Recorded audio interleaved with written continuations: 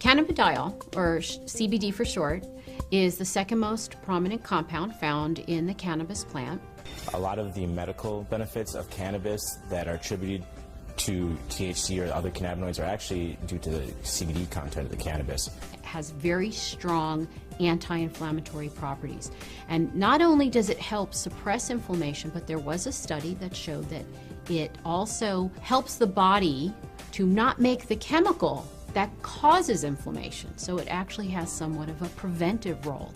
Cannabidiol has also been found to have anticonvulsant properties in that it can reduce the seizure threshold for a number of patients. I've had my own patients who have said that once they started using CBD-rich strains, they have found that they have had less episodes of their seizures. A number of studies were done where they actually gave patients an overdose of THC to see what would happen when they then added CBD.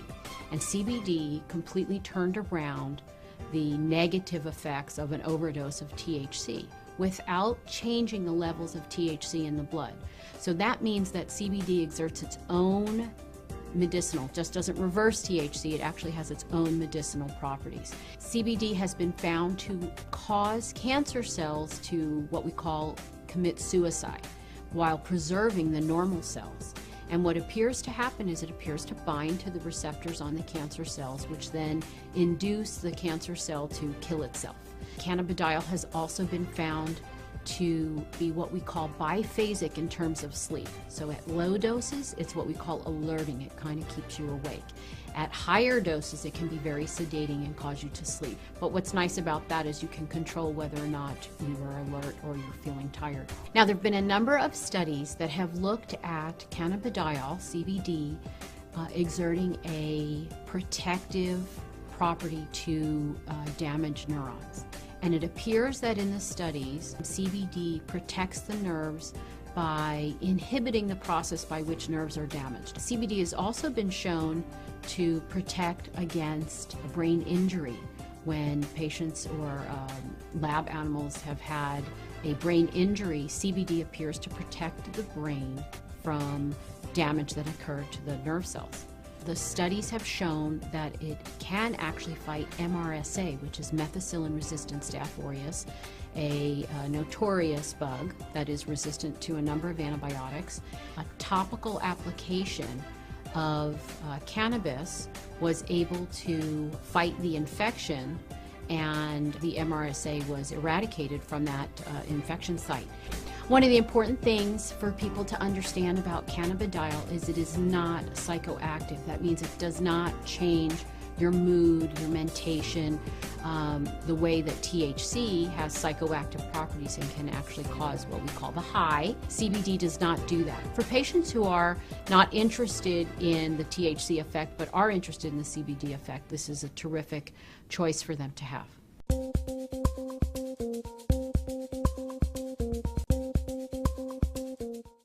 Seit Jahrhunderten setzen viele Kulturen aus aller Welt auf Medikamente auf Cannabisbasis. Medikamente aus Cannabis werden unter anderem in der Palliativmedizin bei Multipler Sklerose oder auch bei Krebs- und Schmerzpatienten eingesetzt. Das Problem dabei, ja, Cannabis aus Joint geraucht macht high. Und jetzt erforschen die Ärzte einen weiteren Hauptbestandteil der Hanfpflanze, das sogenannte Cannabidiol, kurz CBD. Jetzt wird aus Nutzhanf auch ein neues Medikament hergestellt. Ich war fertig. Ich war nervlich fertig. Ich gesagt, was tue ich noch da? Na, früh aufstehst, hast du nur Schmerzen, sondern hinterher gehst und bis am Abend und die ganze Nacht. So hat das noch keinen Sinn. Und kein Arzt hat jeder probiert, das geben. Aber es hat keine richtige Wirkung gehabt. Seit 20 Jahren leidet Jakob Sulle an einer schweren Bluterkrankung, starken Schmerzen und extremer Gewichtsabnahme. Dazu kommen Nebenwirkungen seiner Medikamente wie Verstopfung. Da hörte der 68-jährige Landwirt von Cannabis als Medikament. Habe ich schon öfters gehört, auch meine Schwester hat gesagt, nimm das einmal. Und dann sage ich will mich da nicht in ein Gesetzesding bringen, in eine Grauzone. Hört man ja heute auch nicht. Jeder, der was ein bisschen am Hanf angebaut hat, der wird das sofort nieder. Ob es einen Sinn hat oder nicht, weiß ich nicht. Aber ich habe mich einfach nicht getraut. Ich kriege gar nichts, ich habe nichts gewusst. Jakob Sulle suchte Hilfe an der Schmerzambulanz im Klinikum Klagenfurt. Hier testet der Schmerzexperte Rudolf Likar als einer der ersten Ärzte in Europa die Wirkung von Cannabidiol, neben dem THC der zweite Hauptbestandteil der Hanfpflanze. Cannabidiol hat den Vorteil, dass es eben diese psychotropen Nebenwirkungen nicht hat und auch in der Dosierung. Es gibt eigentlich derzeit noch keine fixen Präparate und die, in denen es angeboten wird, ist das Cannabidiol unterdosiert. Das heißt, wir müssen erst lernen, die richtige Dosis zu finden mit Cannabidiol. Die dürfte so liegen zwischen 400 und 600 Milligramm pro Tag. Auch Helga Grasser nimmt seit fast 2 Jahren Cannabidiol. Sie war vor 23 Jahren an Brustkrebs erkrankt. Der Krebs kam wieder mit Metastasen in der Wirbelsäule und in der Brust. Dank dem Hanfmedikament hat sie neuen Lebensmut geschöpft, den sie auch für die Betreuung ihres kranken Mannes braucht. Der Effekt von der Therapie, ich fühle mich besser, allgemein. Und ich konnte auch Gott sei Dank mit dem Morphin zurückgehen. Das war mir eine große Erleichterung, dass ich nicht mehr so starkes Morphin brauche. Und seelisch auch, ja. Also ich glaube, es hilft mir schmerzmäßig. Und das hilft mir auch seelisch, beides. Rund 30 Patienten werden derzeit in Kärnten mit Cannabidiol behandelt. Bei einigen wenigen hat es nicht gewirkt und sie haben die Behandlung abgebrochen. Beim Großteil der Krebs- und Schmerzpatienten konnte CBD Schmerzen und Depressionen lindern, den Appetit fördern und die Lebensqualität verbessern.